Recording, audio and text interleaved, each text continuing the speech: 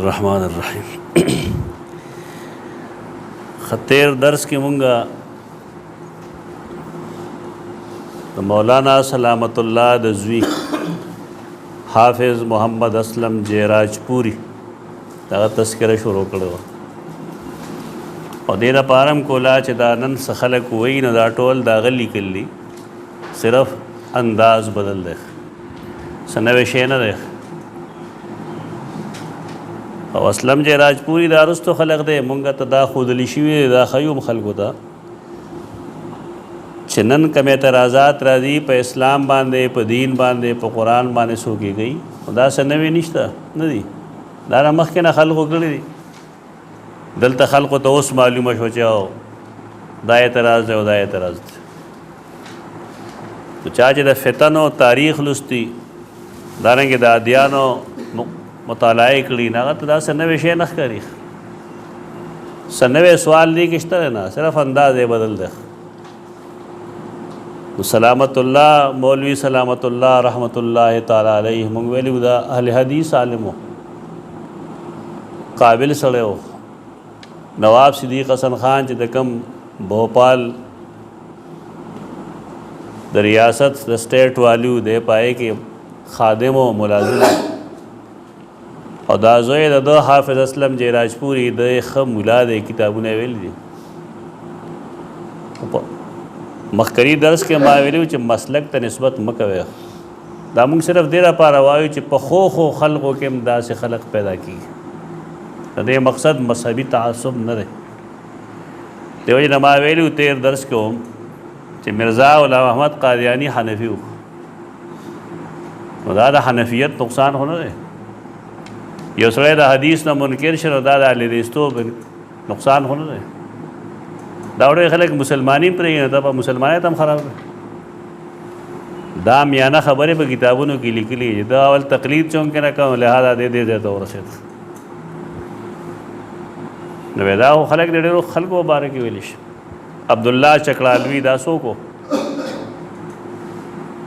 د هغه هم تاریخ به انشاءالله مونږ وایو دا مې یو مقلد عالم دی پرویز چې کوم ذکر کوو مونږ عام طور خلک هغه پیژني هغه خو هم د یو علمي کورنۍ سره تعلق ساتي او هغه علمي کورنۍ حنفي هم ده صوفیاو سره هم تعلق دی مسلک ته غلط نسبتونه مه کوئ دا نفرت پیدا کوي دا مونږ صرف دې لپاره ښیو چې دا نه ده ضروري چې یو سړی له حدیث ته نه ګندې په دې کې به څوک نقصان نه راځي د هغې لپاره مثال زمونږ سیدنا نوح علیه السلام دی بس لنډه خبره ده الله کرا کنعان پیدا کړو نو څه مطلب دی دا ورته هغه ویلو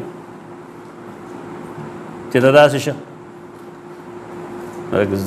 د ذهن چې کوم دی نه آبیاري کوئ غلطې خبرې مه کوئ مسلک ته دا نسبتونه مه کوئ چېرې دا مسلک یې داسې نو ځکه دا چلو شو دا مسلک یې داسې ځکه دا چلو شو دا خبرې نه دي صحیح نه دي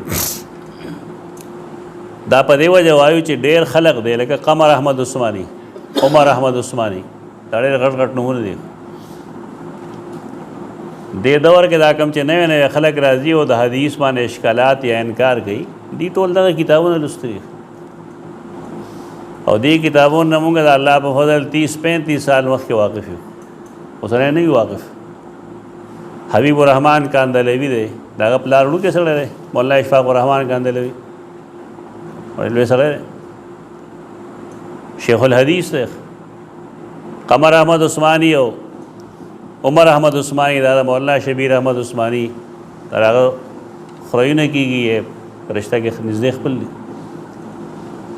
ذهن ځان له دا مه خرابوئ چې مونږ حنفي وونه ګڼې بس دا د حنفیت بنیاد مو وباسو یا الحدیث مو ونه ګڼې دا د پیغور په طور وایو احسان په طور وایو دا ګمان مه کوه چا باندې چې حنفي نو غلطي به دې نه کېږي یا الحدیث نو غلطي به دې نه کېږي دا کوي دا خلک د 2 سوالات مونږ کړي دي او ما ویل چې مونږ ښیو د دې جوابات تاسو هم ځان له دا مزاج جوړ کړئ چې دماغ یخ ساتئ که کار کول غواړئ دماغ یخ ساتئ او په ځای دی چې تاسو الزامي جواب وکړئ نه ښه دا چې تحقیقي جواب زده کړئ او هغه خلکو ته وښایئ د دین دفاع دغه شان کېږي په کنځلو منځلو نه کېږي چا ته په کافر ویلو باندې نه کېږي هغه توی خبره ده چې څوک د حدیث نه صحیح حدیث نه انکار کوي مسلمان نه وي، هغې اختلاف نشته زموږ، خو په دې مسله حل کېږي نه، مسله په درست جواب باندې حل کېږي. نوی نسل چې کوم بیلاري کېږي نو د هغې ته صحیح ګایډنس پکار دی، صحیح رهنمایي پکار دی.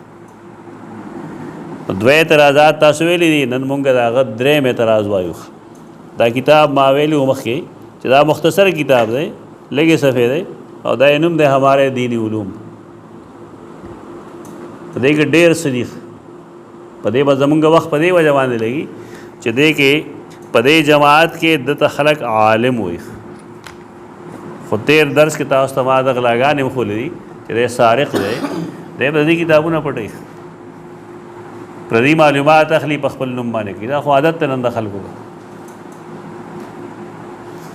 یو ځای نه به خبره زده کړي نو بیا به هغه ځای نه ذکر کوي، اب خپله کاته کېږي چې دا ګنې زما تحقیق دی او زما ریسرچ دی. دا غلا ده. خو دی بې شمېره ځایونه د غلاګانې کړي دي، خو دی غلطۍ هم کوي. د دې بنیاد چې کوم دی هغه په دوکو باندې دی. دې کې دی لیکي درېیم دلیل چې خلیفه دوم دا دی چې څه وایي حضرت عمر، زما خپل انداز داسې نه دی، زه حضرت لفظ په دی باندې سیدنا وایم، رسول الله صلی الله علیه وسلم ته حضرت نه وایم. خو اصول داری چې کله تک کوم عبارت وای او عبارت کسی لیکي نو هغه شان ته ویل پکار دی. قرآن کې شته دی مثال، موسی هارون علیہ السلام د فرعون ذکر چې کېږي، د فرعون جملې قرآن ذکر کوي که نه ذکر کوي؟ څنګه چې فرعون ویلي وا شان ذکر کوي قرآن. دا څه عیب نه دی، بعضې خلکو ته دا مخې ته ده. علمي امانت چې کوم دی بل ته دا صحیح رسول پکار دی. زما کتابونو کې چې کله زه چا حواله کوم د هغه عبارت من و عن لیکم، نو په هغې بعضې خلک اعتراض کوي دی پکې هم چې حضرت لیکي، په دې لیکم چې هغه پکې لیکلی نو څه وکړم زه خپله سیدنا لیکم همیش دپاره، سیدنا ویم هم الفاظ هم د سیدنا یي، صحابي دپاره هم سیدنا یي، د صحابي دپاره سیدی، د انبیاء دپاره سیدنا یي. دا چې وایو مونږ د دا وجه نه ده چې زمونږ دغه عقیده ده یا دا قسم خبرې دي. په دې خلک ځان پویول پکار دي چې دا علمي امانت دی ته وایي، یعنی یو شی چې څنګه دی کوم عبارت ته پیش کړي نو هغه مو بمو من و عن هغه شان ته پیش کړي. دې دپاره خلک وایي نقل کفر نه باشد. دا مطلب نه چې مونږ یې وایو، دا الټه به اعتراضونه کوي. تاسو اورئ د خلکو کلیپونه په دې وړو وړو خبرو باندې به زما ګرف کوي، چا ځای کې دې رد کړي دلته داسې وي، داسې کړي او داسې کړي. لکه دا څه دی مړه پوهېږي نه په خبره. تحقیق یو جدا میدان دی، د سړي د علم په ډېرېدو باندې محقق کېږي نه. هر چیز په خپل ځای صحیح جوړول، صحیح ثابتول، دا طریقه ده د محققینو کار. دا عبارت الفاظ جائز دي یا ناجائز دي ځان له مسله ده. خلیفہ دوم حضرت عمر دے پہ رضی اللہ عنہ نہ لکھی بلکہ دعات لکھی، شرعاً دا حرام دی. بھی اپنے زمانہ میں روایت کو روکتے رہے. سوال دا جو سیدنا عمر بن خطاب رضی اللہ عنہ پخپل دور خلافت کے احادیث پر منکول نہ لکھے.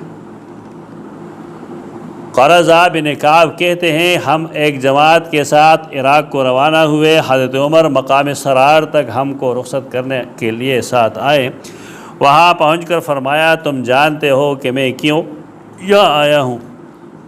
یہ ہم نے کہا کہ ہماری مشایعت اور تکریم کی غرض سے. فرمایا کہ ہاں، اور اس لیے بھی کہ تم سے کہوں کہ تم وہاں جا رہے ہو جہاں لوگوں کی تلاوت قرآن کی آواز شہد کی مکھیوں کی آواز کی طرح گونجتی رہتی ہے، لہٰذا ان کو حدیثوں میں پنسا کر قرآن سے نہ روکنا. اردو دا اس عربی متن نشتا. اصول داری چکر تو یو حدیث پیش کے یا چاہے عبارت پیش کے اقا عربی کی یا بل جب کی نہ پورے لیگل پکار تھے.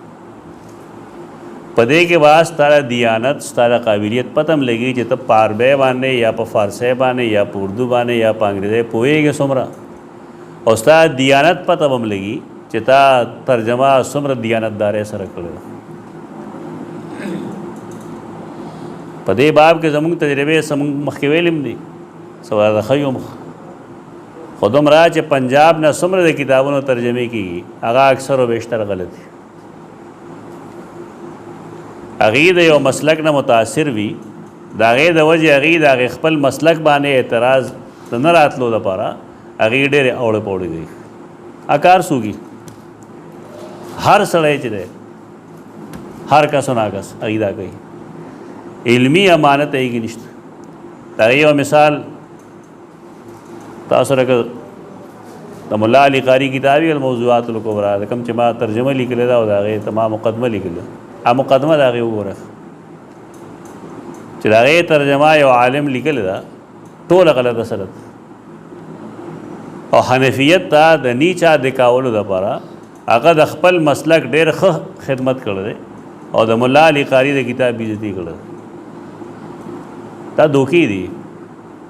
دې وجه نه کوم خلک چې هغې عربي کتی شي هغې له اردو کتاب نه دي کتل بغیر او چې ګورې نو داسې اردو کتاب وګوره چې سره عربي متن وي چې عربي ټیکسټ ورسره نه اعتماد به نه کوي.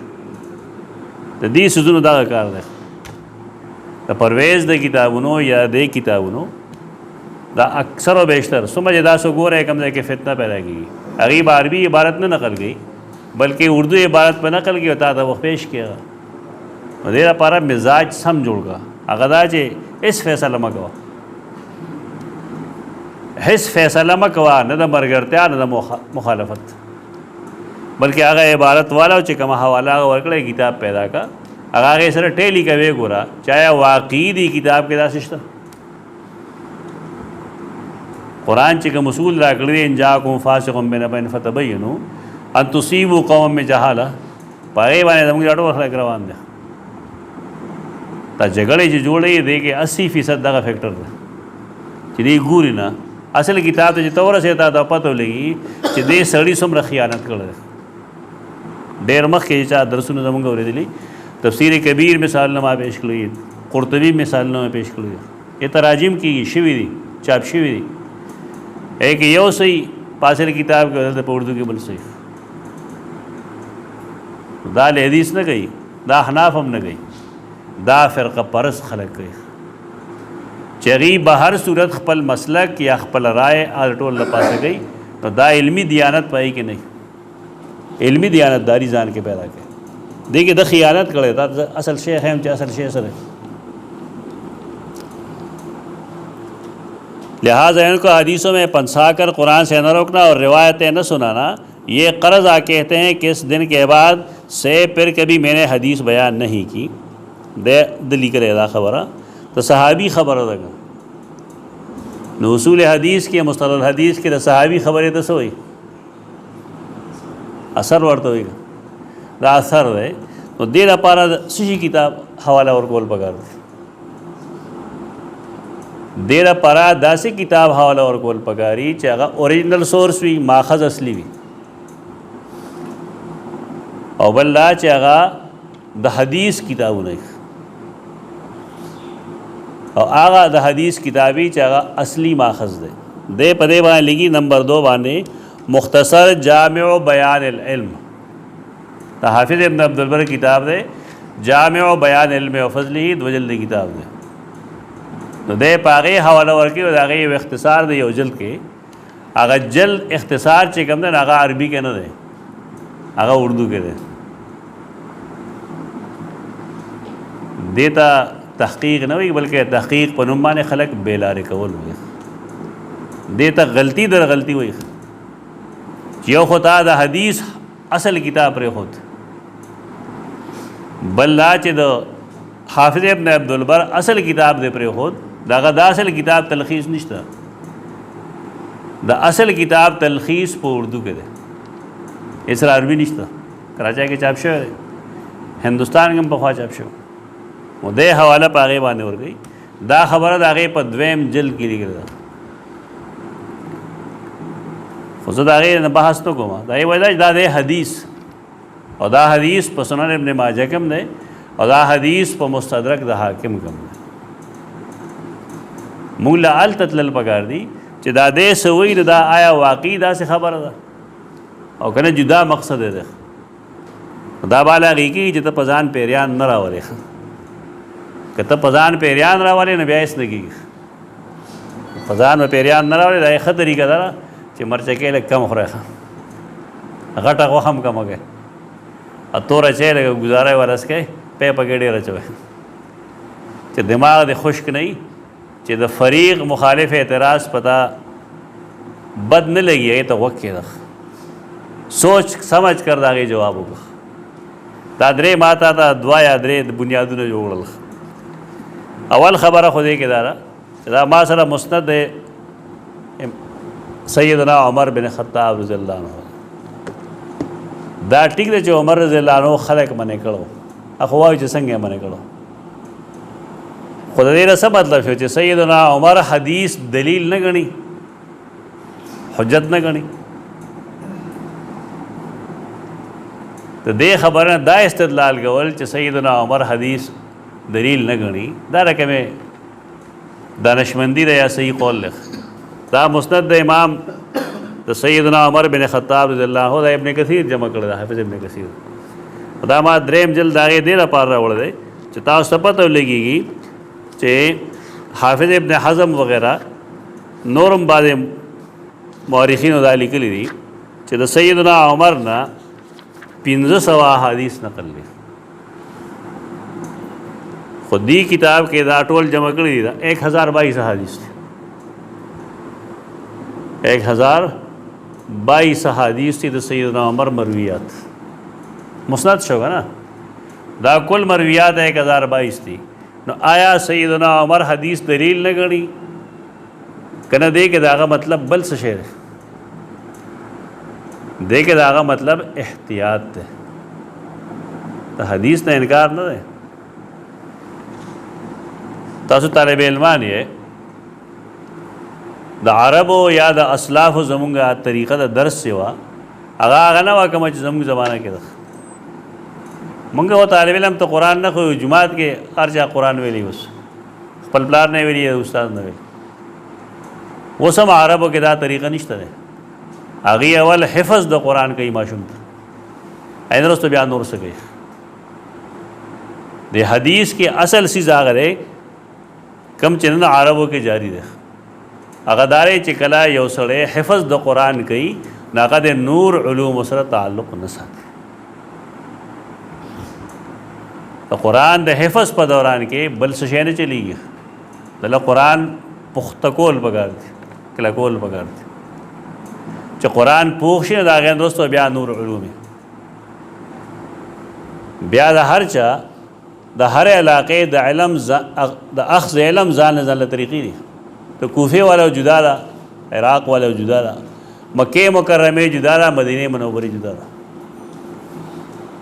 لکه امام ابو حنیفه رحمه الله باندې خلک اعتراضات کوي چې د په لوی عمر کې علم کړی دی نو دا ټولو عراقیانو کوفیانو طریقه وایي وایي دا هغه نه وه دا عیب نه دی دا رواج دی دا علاقې خپل رواج زمونږ خلک کومه زمانه کې علم کوي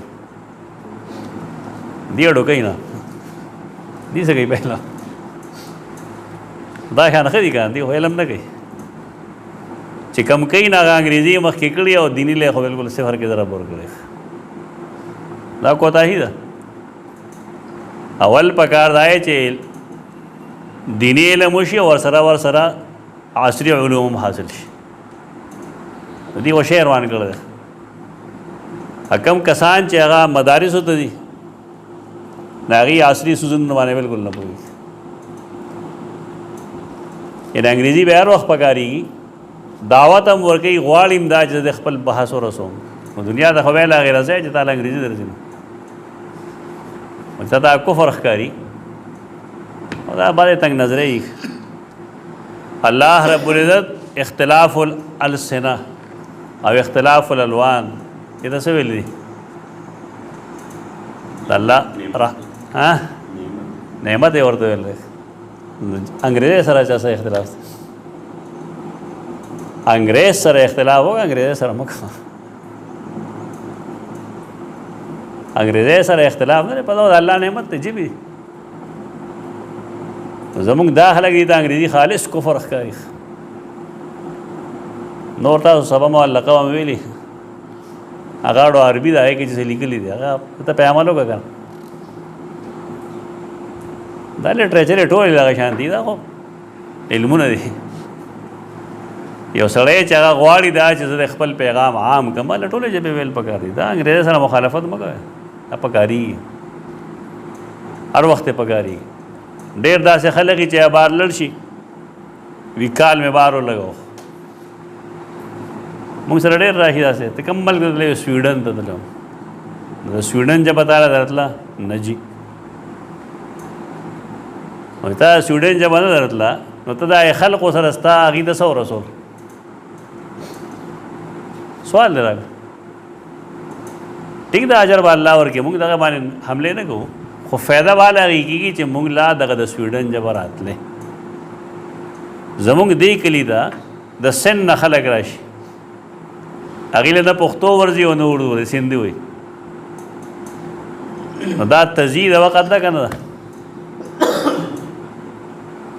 اختلاف نشته هغه خبرې سره کوم چې مسله ده هغه خپل ځای باندې ده چې دین رسول ضروري دي لیکن دین دی رسول شي که نه چې یو سړی زما په ژبه نه پوهېږي او زه د هغه په ژبه نه پوهېږم دی ما ته څه وایي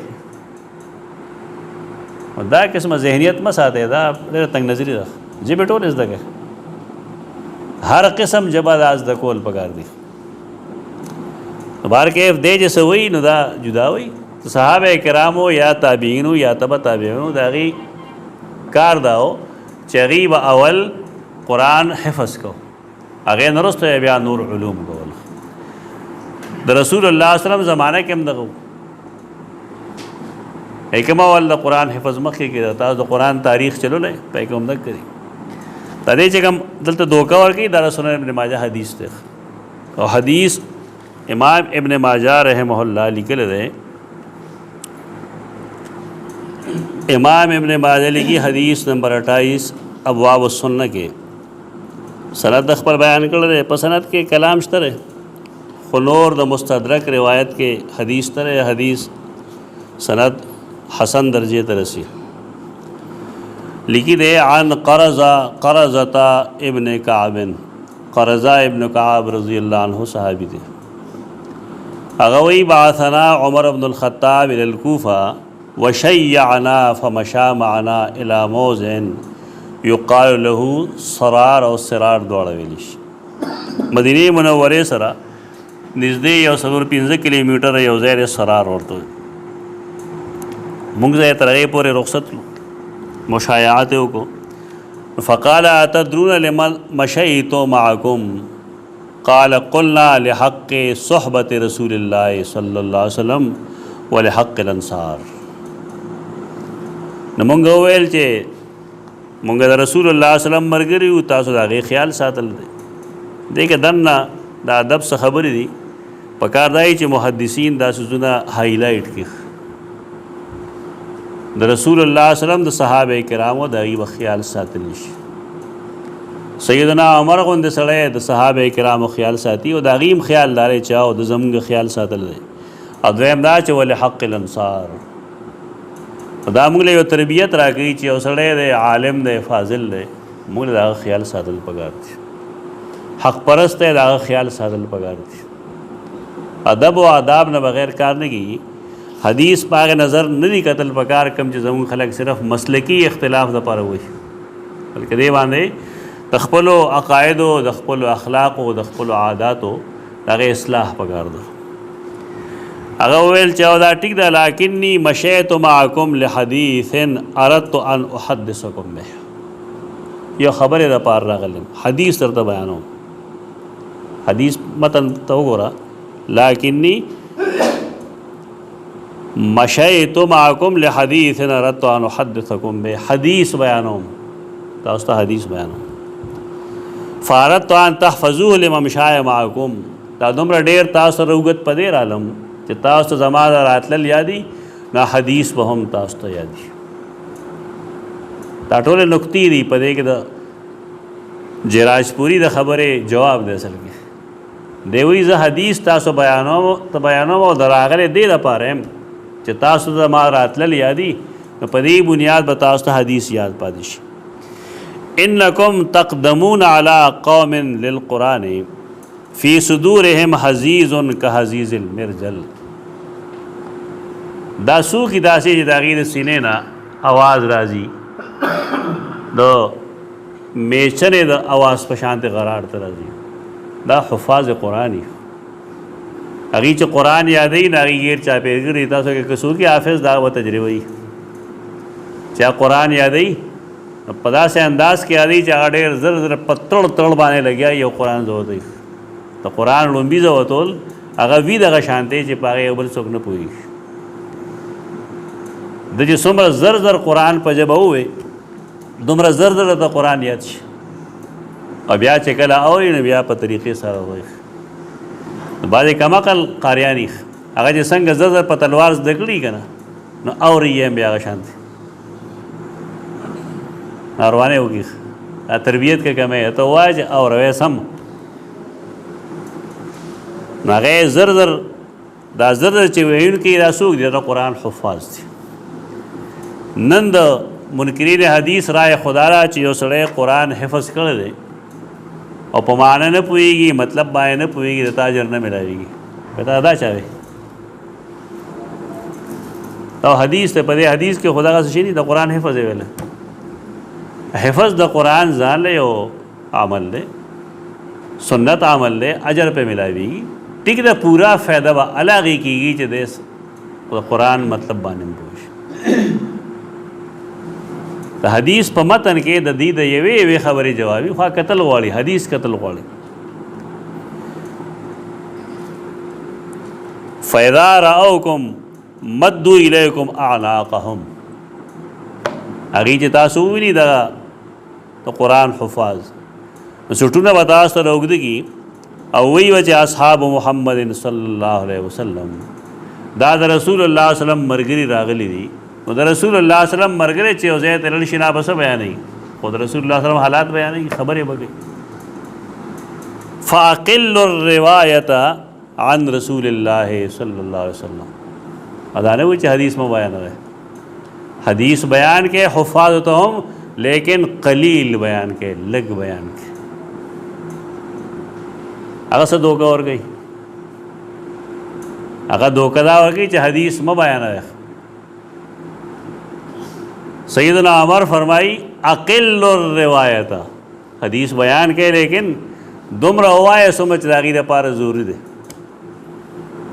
دا ډېر کثرت سره حدیث چې سړی بیانوي دی هم د غلطۍ شکار کېږي. دا کم سړی چې هر وخت قال رسول الله قال رسول الله قال رسول الله وایي که نه دی پوره تحقیق نشي کولی. دوه یا درې حدیث ته روز یې ښیي بس ټیک ده. دا خو زمونږ د خلقو کار دی په یو ورځ باندې 90 100 حدیث بیانوي. هغه خو ویلی هم شي نو دی که به سړی څه وایي که حدیث نه ویلی کېږي. د حدیث متن شاګرد وي یا د ورته غوږ یې ښي بس دې ته دوړی حدیث وایي که نه. چې دوړی حدیث داسې کېږي خود دغه چل وایي. حدیث دوه یا درې سیوا نشي ویلی ځکه چې کله سړی حدیث بیانوي د هغې رجال نه بحث کوي د هغې وثاقت عدم وثاقت به ذکر کوي. که په یې کې داسې څوکي چې هغه کمزوری دی د هغې وضاحت به کوي جرح و تعدیل به کوي. غریب الحدیث به ګوري ناسخ و منسوخ به ګوري. زمونږ چې کوم حدیث مونږ ګورو مونږ مسلکي اتباع کې ګورو. هر څوک یې چې ګوري مسلکي اتباع کې ګوري. د دې وجه د حدیث خدمت نه کېږي او د فقه خدمت کېږي. خبره ده دا طرز بدلول پکار د حدیث خدمت کول پکار. په غریب الحدیث باندې هېڅ څوک نه پوهېږي. یو راوي نه ته باره کې تپوس وکړي چې دا څوک دی کوم ځای پیدا شوی د باندې څه اعتراض دی. بلکې ډېر داسې شته چې د پته هم نشته. زه خبر وکړم نو دا نوې فتنه دی جوړه ما نه جوړه کړې ده دی خبر نه. په هندوستان کې یو رافضي سړی و هغه کتاب لیکلی دی رجال البخاري غټ کتاب دی هغه. په هغې رجال البخاري کې هغه د صحابه کرامو نه واخلې د صحیح بخاري په هر راوي باندې تقریبا تنقید کړی. هغه چاته نه معلوم چې کتاب وګوري. پکار دی چې کتاب وکتلی شي او د هغې جواب مولانا حبیب الرحمن کړی دی، پوره جواب نه دی، کم جواب دی. هغې کم دغه دوکه دا کم چې دی کوي، دی همیش دوکه کوي، ځکه دی په کتاب کې عربي دی عبارت په دې وجه نه چې عبارت پوره نقل کم نو عربي دان سړی پوهېږي چې د ترجمه کې غلطي ده. تهذیب الکمال نه، تهذیب التهذیب نه، د غټو کتابونو نه ماخوذ دی، لیکن هغه کار دغه کړی دی چې هغه د خپل مفید مطلب خبرې اخیستې دي او کمې چې د هغې په وضاحت کې دغې مصنفین لیکلي دی هغې پټې کړي. دا فتنه نه ده، دا ځان خبر کوي چې د انکار حدیث کې فتنې شروع دي.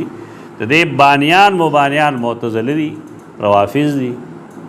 مخکې ما تاسو ته د هغې تاریخ ښوولی دی، د ابن قیم کتاب حاضر ارواح نه ما ښوولي تاسو ته، دا د نورو کتابونو نه چې اول د حدیث انکار چې مونږ انبیاء کرام چې یو مونږ څه میراث نه پرېږدو او مونږ چې څه پرېږدو نو هغه صدقه وي، د دې انکار چا کړی دی؟ روافضو. او هغې دا ویلي چې دا حدیث د قرآن خلاف دی، للذکر مثل حظ الانثیین خلاف دی. دا ته معلوم وي دا مونږ چې لګیا یو دا دې دپاره لګیا یو چې د انکار حدیث تاریخ تا ته وښیو چې بھئی دا شروع شوی کم ځای دی، نن په کم رنګې دا راځي. یو درس کې ما ذکر کړو د هغې تفصیلي د امام ماتوریدي کتاب باندې ما حواله ورکړو. حدیث د کذبات ابراهیم دا هغه څه ویلي، دا خو عجیبه ائمه دي، د باره کې څوک څه نه وایي، ټول غلي ناست دي. ما لیکل کړي علوم القرآن کې شته د هغې باندې چې دغه قسمه غټ غټ خلک چې راته ورته د عقیدي امامان وایي، دا خو د حدیث منکر دي. حدیث د کذبات ابراهیم ته په کوم انداز کې رد کړی دی. دارنګې د سیدنا موسی علیہ السلام د حدیث چې ثوبی حجر ثوبی حجر پای پورې کې پچموزي کړي. نو دې لپاره زه جمله وایم اس حمام میں سب ننګې ہیں، دا چې کوم لوی لوی خلک ښکاري دا ټول داسې دي. هر هغه حدیث چې هغه د مذهب خلاف دی، هر هغه حدیث چې هغه د رائے خلاف دی، هغه حدیث دې نه مت تسلیموي اگر کار صحیح نه. دا نن نه دی یو کس نه دوه کسان چې فلانې دی فلانې دی فلانې دی، دا مخکې نه روان نو. په دې چې سړی څومره افسوس کوي کم وي، خو مسلح کېدل پکار دي په دلایلو سره. دې حدیث کې دغه څه شی نشته دی کم چې دی وایي، بلکې هغې وایي فاقل الروایت عن رسول الله صلی الله علیه وسلم. دا نه وایي چې حدیث مو بیانوي، حدیث کم بیانوي. بیا وایي ثم انا شریککم، د حدیث په بیانولو کې زه ستاسو شریک یم، یعنې چې تاسو کوم حدیث بیانوئ نو پای کې زه شریک یم تاسو سره، د هغې په ثواب کې شریک یم. نو سیدنا عمر څه وایي چې حدیث دلیل نه دی، هغه وایي کثرت د احادیثو مه کوئ، تاسو هم حدیثونه کم بیانوئ، هغه حدیثونه بیان کوئ چې د هغې تعلق قرآن مجید سره د قرآن مجید وضاحتونو سره هغه حدیث د هغې تعلق فتنو سره هغې نه یو طرف ته شي. په نیټ باندې یو سړی دی ډاکټر اسرار، هغه حدیث بیانوي د فتنو، اکثر موضوعات دجال باره کې، ټرینګل باره کې، فلان فلان فلان، ټول خلک یې په یو واهمه کې گرفتار کړی دی.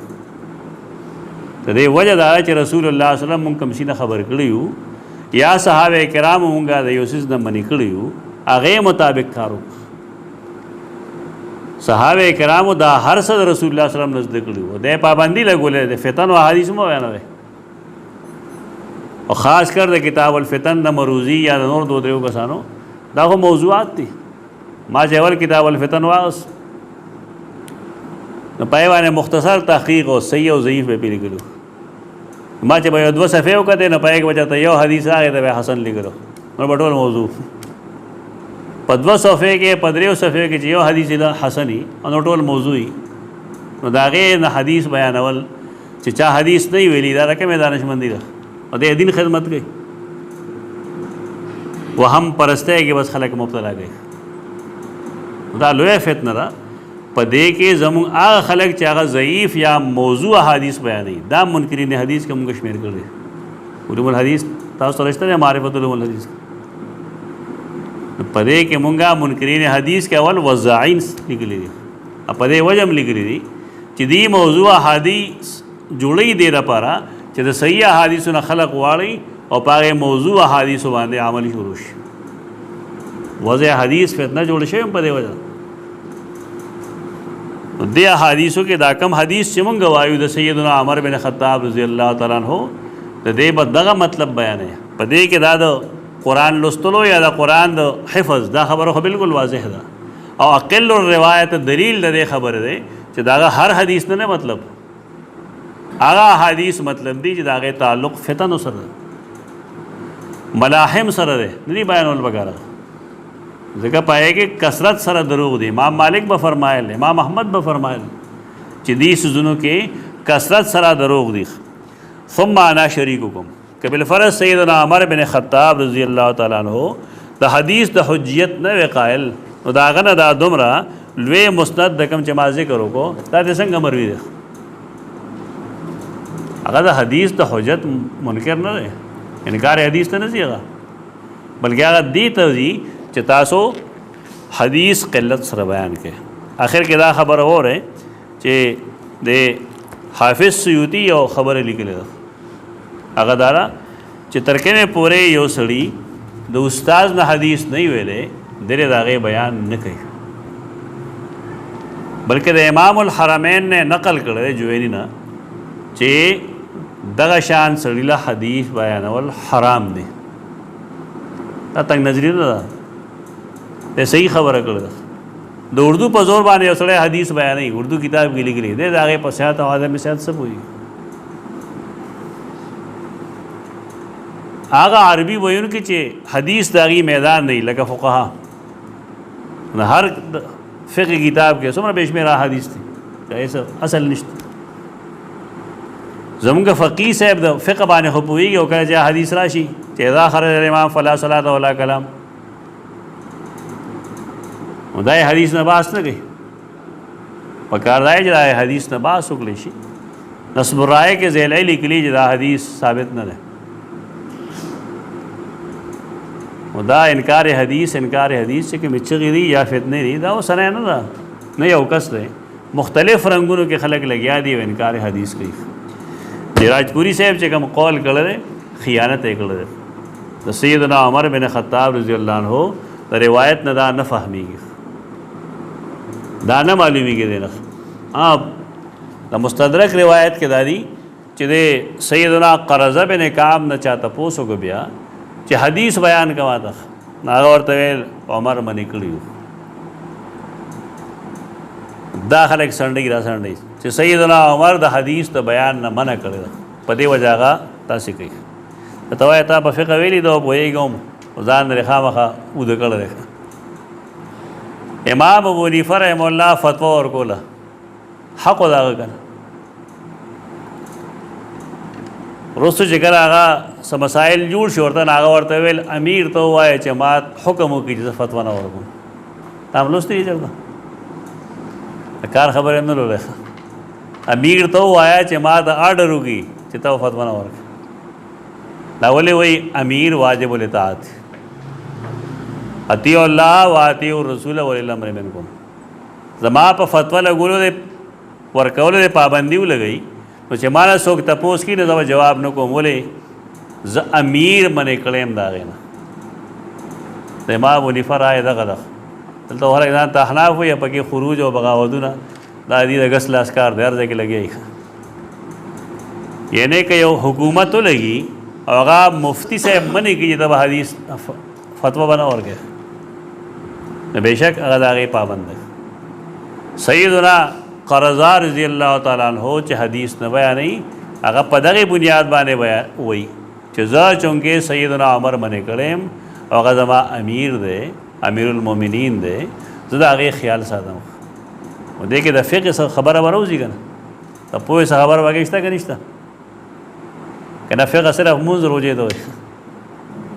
تفقه خو ویلی شي د دین پوهې ده، فقه ویلی شي د دین پوهې ده. نو دې نه معلومه دا شوه چې کله یو سړی د حدیث د بیان نه حکومت منې کړی دی منې شي. د هغې حدیث په مقصد دغه البتہ امام ابن حزم پر حدیث بیا اشکالات کړي دي. الاحکام فی الاحکام کې دویم دل کې 138 صفحه کې هغه اشکال د اسناد لحاظ سره دی چې دا روایت چې کوم دی دا شعبی نقل گئی تو سیدنا قرظن تو دې دواړو ملاقات نه ثابت د سر نه هغه د روایت بنیاد واسطه چې د روایت کله چې ملاقات ثابت نشو نو روایت کم نه شو دا خو بار کې عام محدثین د حافظ ابن حزم مخالفت کوي او طرق دا غیر جمع کوي او دا غي په بنیاد باندې حدیث حسن درجه ته رسي. نو حدیث بالکل حسن دی خالص صحیح خو نه دی خو حسن درجه ته رسي او مطلب صرف داره چې کله طلباء کرام خاص کر حافظان حفظ د قرآن کوي ناغي د نور سو علوم نه خود لګي او دویم دا چې که سره حدیث بیانوي نو قرآن لري اول خپل مرتبه ورکی قرآن د مخکې بیانوي او حدیث د رستو بیانوي دا ترتیب دے دے په میاس کې اشکال هم ناراضي ځکه قرآن د هغې د اجمال تفصیل چې کوم دی هغه رسول الله صلی الله علیه وسلم کړی دی هغې نه چې کوم دی خلاصېدل ممکن نه دي. اقول قولي